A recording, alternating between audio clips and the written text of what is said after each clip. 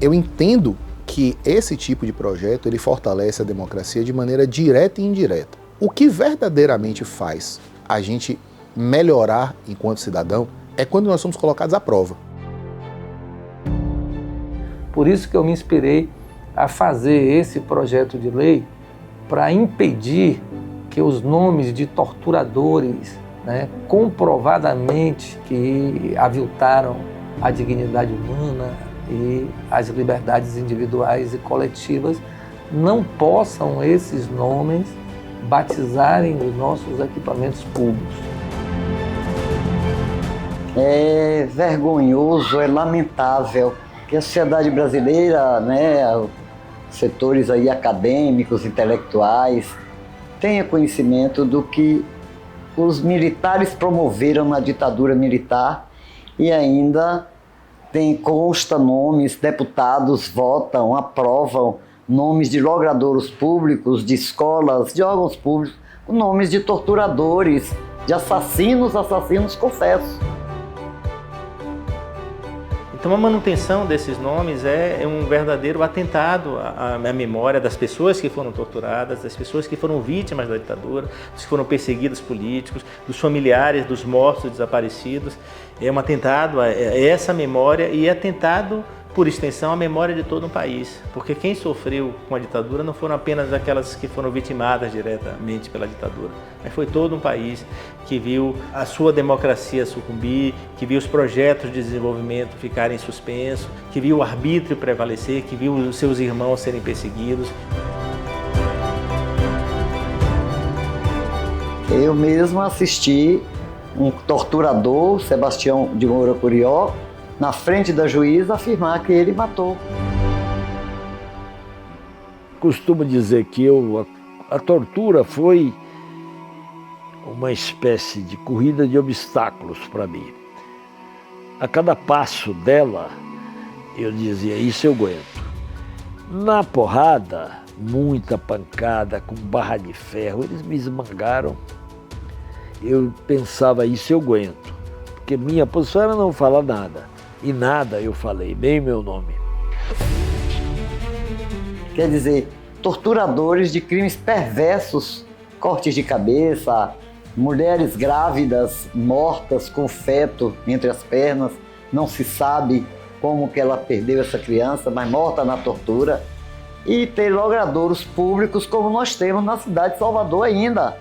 Nós temos um bairro que chama Castelo Branco e ali constam nomes de 31 baianos mortos, desaparecidos, assassinados e executados pela ditadura militar. E gente morrendo, e eles prendendo, e eles torturando, e eles matando, e eles fazendo desaparecer pessoas. Então, quando isso existe e permanece, e as pessoas dão como de barato isso, é um atentado e a gente tem que lutar para reverter, até porque isso foi indicado na Comissão Nacional da Verdade, isso era um projeto que moveu a sociedade, que ficou depois em suspenso em função do que foi o golpe contra Dilma Rousseff, do que foi depois do governo de Michel Temer e a ascensão da extrema-direita, que é absolutamente negacionista desses temas. É evidente, não tivemos força, porque se trata disto, para punir os assassinos. Nós não punimos ninguém. É a percepção de que alguém foi homenageado. Curiosamente, a minha aproximação do Colégio Costa e Silva, os meus primeiros contatos com estudantes do Costa e Silva, me levam a crer que mesmo as pessoas que estudam lá não sabem exatamente quem foi Costa e Silva. Porque eu acho que se soubessem, dificilmente admitiriam que a escola em que estudam se chamasse Costa e Silva. É um desserviço à democracia que o menino, uma menina, chegue em uma escola pública que é uma homenagem a um ditador.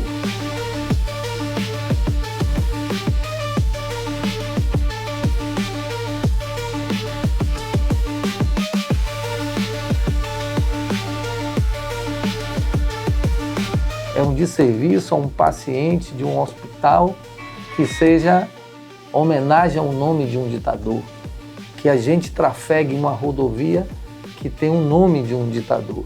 Então eu creio que essa medida é para a gente fazer também um resgate dessa memória histórica.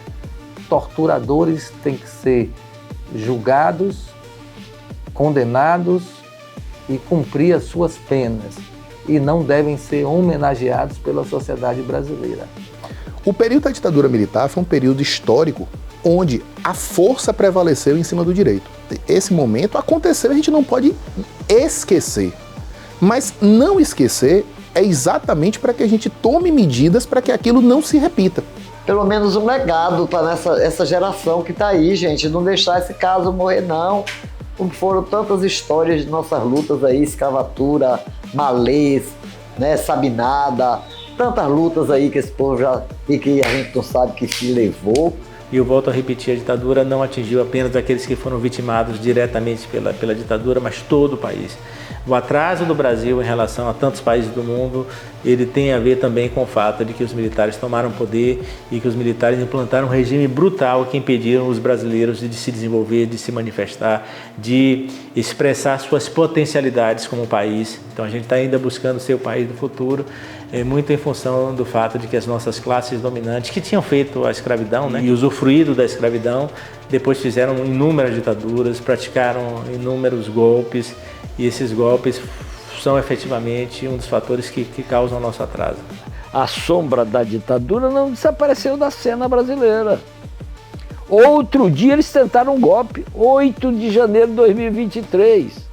Não foi lá há 30, 40, 50 anos, não. Foi agora eles tentaram um golpe. Então há um espectro rondando o Brasil, que é esse espectro da ditadura, né, da tentativa de golpe militar. Isso não está resolvido na nossa nação. Por isso, o preço da liberdade é a eterna vigilância. É preciso dar um jeito, meu amigo. É preciso dar um jeito, meu amigo.